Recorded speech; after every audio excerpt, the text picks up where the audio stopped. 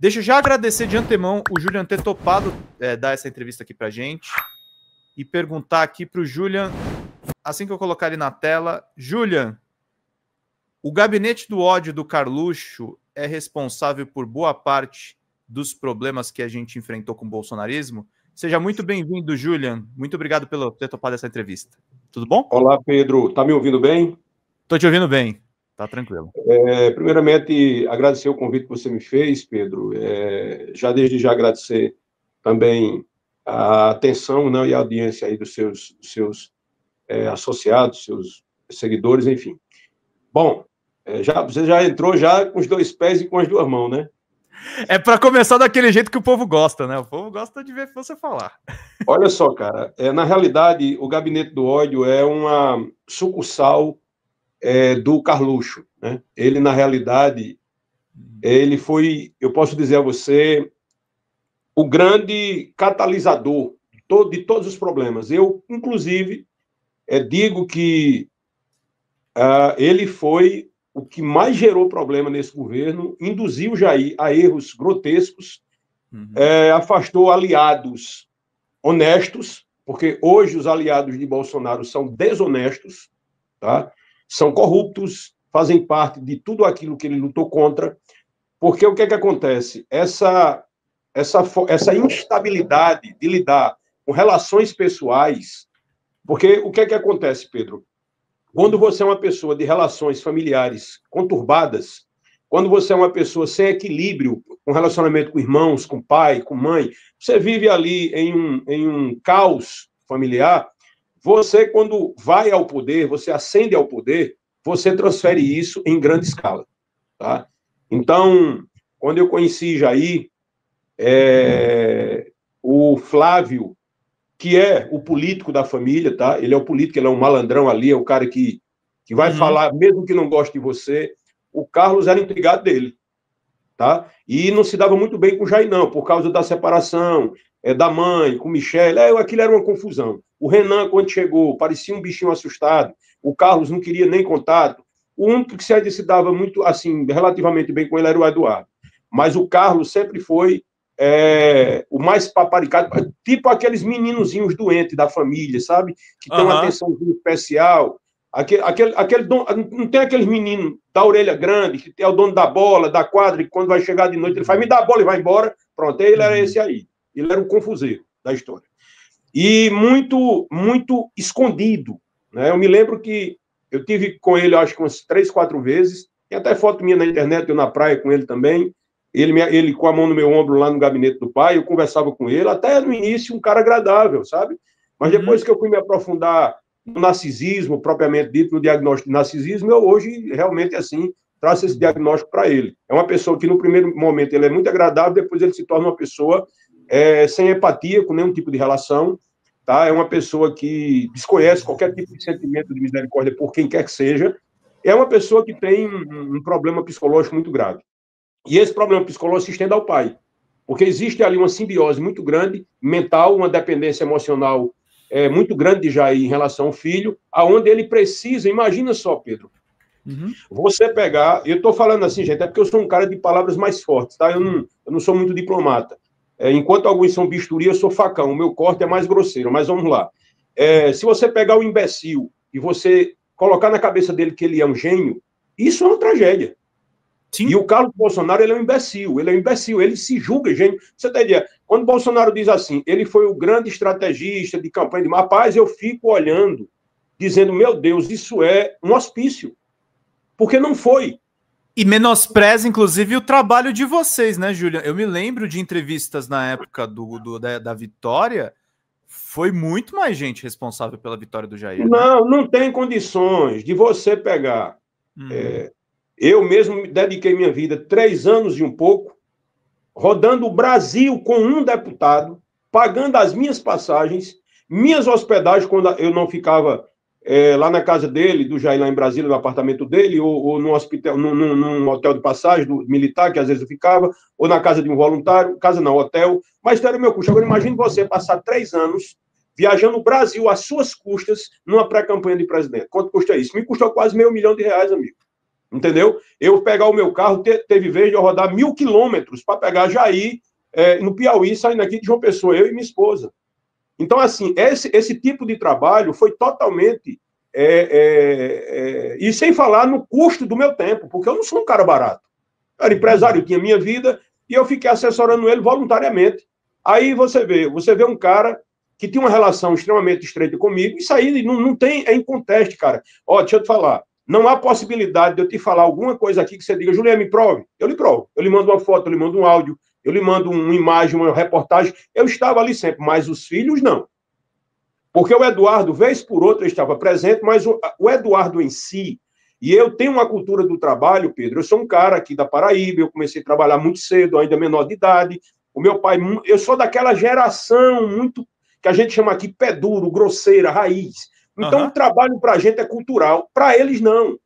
O Eduardo em si era extremamente perigoso. Isso eu não estou falando aqui em algo pessoal, eu estou falando de fatos que eu observei. Então, chegava por último, saia primeiro. Não ia para aquele furdúncio, para aquela confusão, não se expõe ali. Eu cansei de ver Eduardo dizer, eu vou embora, viu? Então, o que é que acontece? Essa cultura, eu fiquei muito próximo de Jair, e foi esse um dos motivos que fez quando Jair, quando ele me viu a primeira vez, quando ele veio aqui em João Pessoa, que na realidade Jair foi para o Ceará a primeira vez, a segunda para Pernambuco e a terceira em João Pessoa. Foi quando ele me conheceu. Quem fez a tratativa comigo foi o Coronel Miller, do tempo do gabinete. Por eu ser empresário do ramo de segurança, ser um cara extremamente conhecido aqui, tá? Uhum. Jair é um cara esperto, ele é político, cara, ele é um cara esperto, ele não é sábio, e ele é mau caráter, mas ele é inteligente, senão não tinha chegado onde chegou, não faria isso que ele faz no país, tá?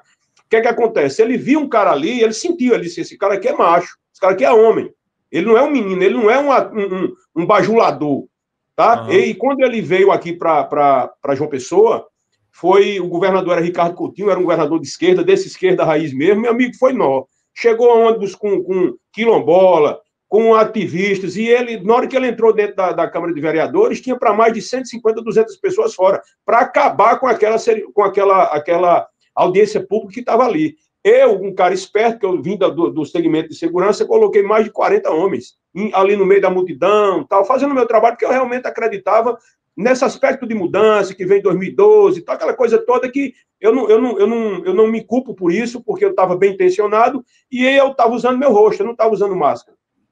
Uhum. No meio dessa confusão, amigo, eu tirei Jair, eu fui na frente, eu e uns amigos meus, o quebra-pau foi grande e aí Jair viu. Ele viu ali que eu era homem.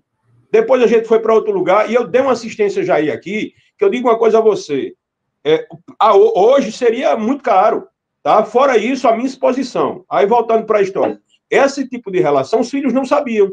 O Carlos Bolsonaro, ele só teve 2 aparições com Jair. Uma foi quando Jair foi para os Estados Unidos com os filhos, e a outra foi no dia do acidente lá, do atentado, tá?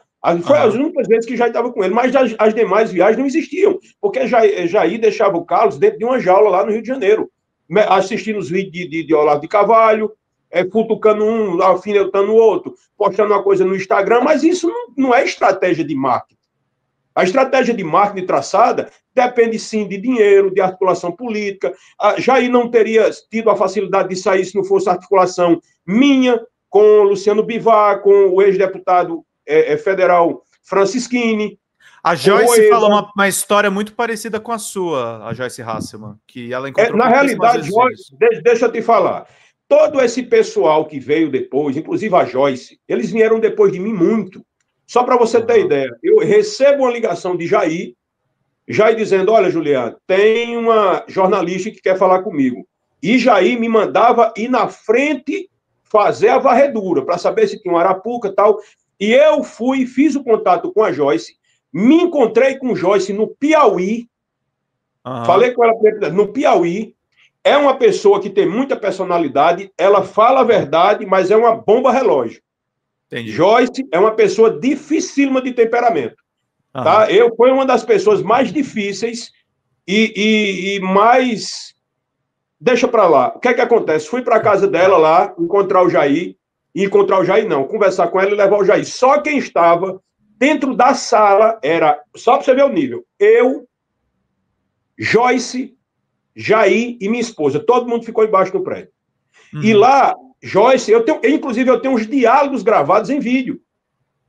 Jair cogitava, chegou a cogitar ela sim como vice-presidente, viu? Porque era mulher. Ah, é? Jair, sim, claro, isso aí é verdade.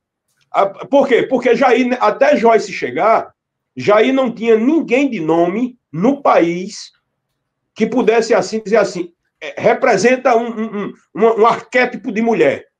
Não tinha. Não tinha ninguém. Depois de Joyce veio Janaína Pascoal, tal, mas não tinha ninguém de relevância a nível nacional, porque Jair, de fato, era visto como um machista. E vinha em Joyce, antes dela se tornar política, que ela era de jornalismo, ela não tinha essa digamos assim, ela não tinha entrado em polêmicas desse tipo. Tinha escrito o livro de Sérgio Moro, aquela coisa, então tinha uma imagem bacana. Ela é muito inteligente, articula demais as palavras e tal, mas não é o tipo de pessoa que poderia circular. O meio político é muito machista, sabe? Isso é verdade. Mulher claro. não cresce ali dentro, não, amigo. Ali não tem. Tanto que ela foi chapuletada assim que começou a falar, né?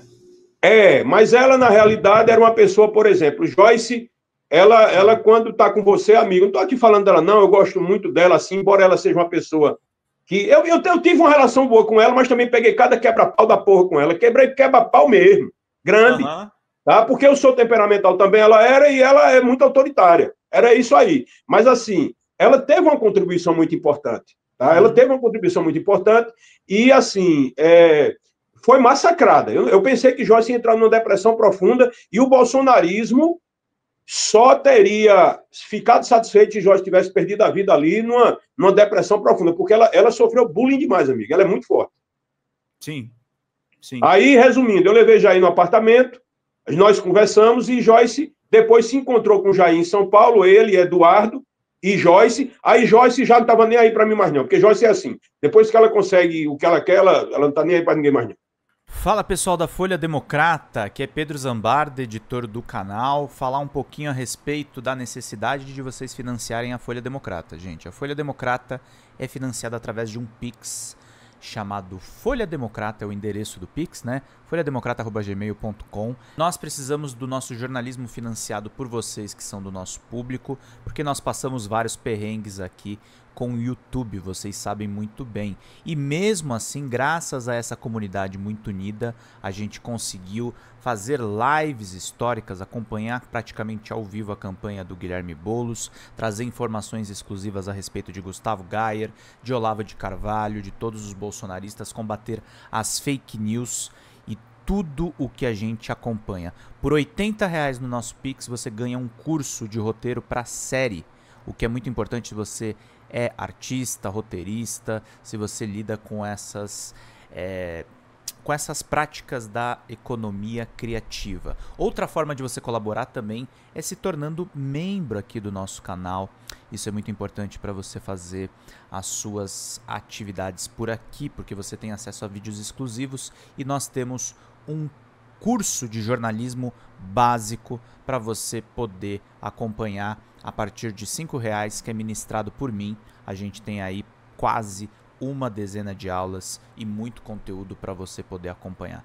Meus caros, minhas caras, financiem o jornalismo independente, financiem o jornalismo que se posiciona à esquerda, financiem o jornalismo na internet, que traz informações confiáveis, checadas, que cruza informações e que trata você, que é o nosso público, de uma maneira muito séria. Vida longa e próspera, gente. Cuidem dos seus. Até mais. Tchau, tchau.